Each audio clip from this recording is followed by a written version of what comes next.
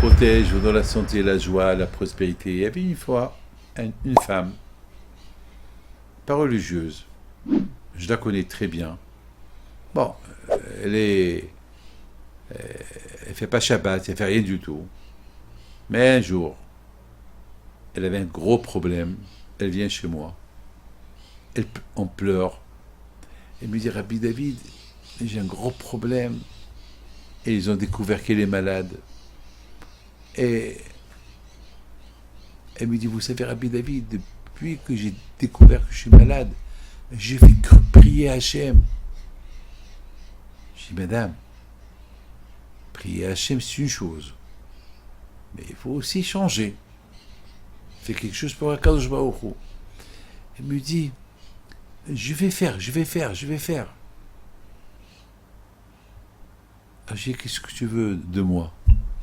Elle me dit, je veux que Hachem, il accepte mes prières. Elle m'a pas demandé que je prie pour elle. Écoutez bien ce que je vous raconte. Elle m'a pas demandé que je prie pour elle. Elle m'a simplement demandé que Hachem, il accepte ses prières à elle. Ça m'a choqué. Je dis, madame, eh ben, que le bon Dieu fasse, qu'il accepte tes prières. Mais n'oublie pas, pour qu'il accepte tes prières, il faut que toi aussi, tu donnes quelque chose à Hachem. Elle me dit, je sais ce que je vais faire.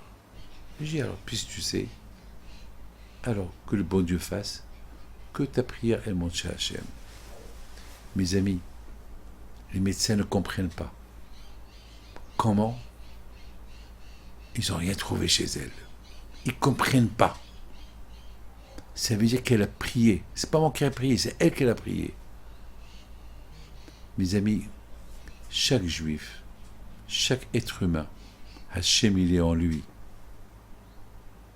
Chacun de nous, c'est un Beth Amikdash pour Akadosh Baruch Hu. Hachem, il réside en chacun de nous.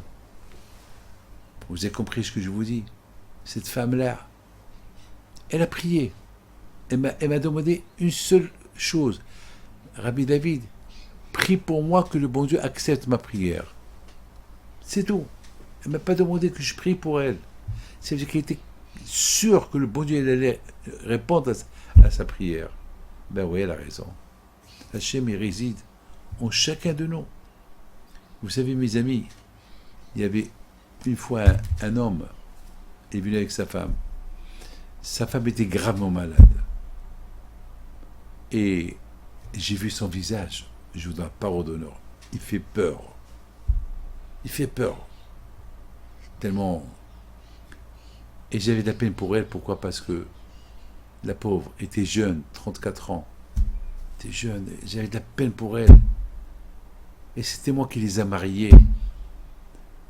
Et je lui ai dit, madame, tu sais quoi? Fais une séouda. Elle me dit, une séouda de quoi? Je lui ai dit, fais une séouda todaya. Une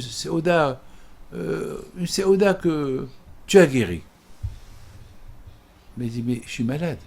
Je lui ai dit, mais fais une séouda. Alors ce moment, il a dit, je lui ai dit, on va la faire.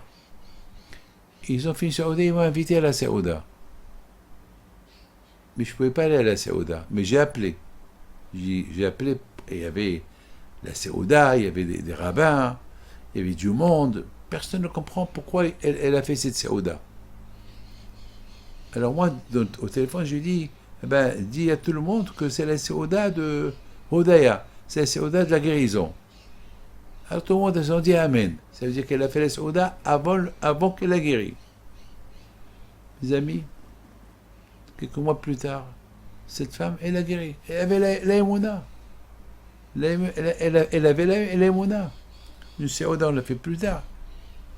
C'est de la folie. Vous savez, j'étais à une bar mitzvah ce Shabbat. J'ai une bar mitzvah ce Shabbat. Un de mes élèves, samedi soir, je lui dis, écoute, fais-moi un service. Il s'appelle Mislati. Fais-moi un service. Lorsque le chauffeur il vient, il faut que tu viennes m'aider pour prendre tout ce que j'ai là dans la voiture. Il était lui avec un autre. Ils ont attendu pendant 1 heure les pauvres dehors. Une heure plus tard, il arrive, il me dit Rabbi David, Kapara. Je dis Kapara quoi? Il m'a dit ils ont volé à ma femme tous les bijoux. Alors, ma femme lui dit pourquoi Kapara? Il faut prier. Pourquoi Kapara? Alors moi je lui dis, ah ben, écoute, qu'est-ce qu'il va faire? S'ils lui ont volé Kapara. Et ma femme elle dit non, pourquoi Kapara?